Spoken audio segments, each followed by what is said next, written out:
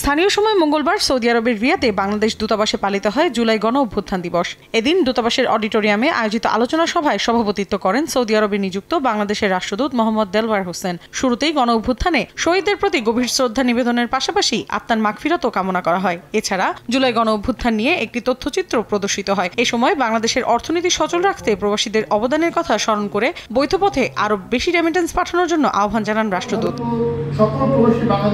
একই দিন কুয়েতেও বাংলাদেশ দূতাবাসের উদ্যোগে যথাযোগ্য মর্যাদায় পালিত হয় জুলাই গণ অভ্যুত্থান দিবস। প্রথমেই পবিত্র কুরআন তিলাওয়াতের মধ্য দিয়ে শুরু হয় অনুষ্ঠান। দিবসটি উপলক্ষে নির্মিত একটি প্রামাণ্যচিত্র প্রদর্শন করা হয়। অনুষ্ঠানে উপস্থিত ছিলেন কুয়েতে নিযুক্ত বাংলাদেশের রাষ্ট্রদূত মেজর জেনারেল সৈয়দ তারেক হোসেন। এ সময় গণ অভ্যুত্থানের পটভূমি, প্রভাব, প্রাসঙ্গিকতা এবং অভ্যুত্থানে প্রবাসীদের ভূমিকার উপর আলোকপাত করেন তিনি। অনুষ্ঠান শেষে জুলাই শহীদদের রুহের মাগফিরাত, আহতদের দ্রুত সুস্থতা ও দেশের উন্নয়ন কামনা করে দোয়া ও মোনাজাত করা হয়।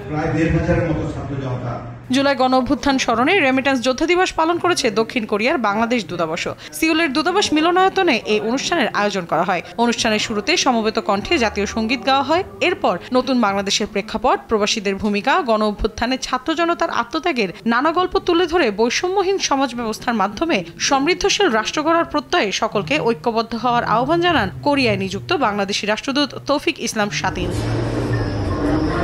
এদিকে পাকিস্তানের রাজধানী ইসলামাবাদে বাংলাদেশ হাই কমিশনের নবনির্মিত চ্যান্সেরি কমপ্লেক্সে প্রথমবারের মতো আনুষ্ঠানিকভাবে জাতীয় পতাকা উত্তোলন করা হয়। গণ অভ্যুত্থান দিবস উপলক্ষে আয়োজিত অনুষ্ঠানে জাতীয় সঙ্গীতের পাশাপাশি জাতীয় পতাকা উত্তোলন করেন দেশটিতে নিযুক্ত বাংলাদেশের হাই কমিশনার মোহাম্মদ ইকবাল হোসেন খান। তিনি বলেন, ইসলামাবাদের কূটনৈতিক এলাকায় বাংলাদেশের স্থায়ী চ্যান্সেরি ভবনে এই প্রথমবারের মতো জাতীয় পতাকা উত্তোলনের মধ্য দিয়ে এক নতুন অধ্যায়ের সূচনা হলো।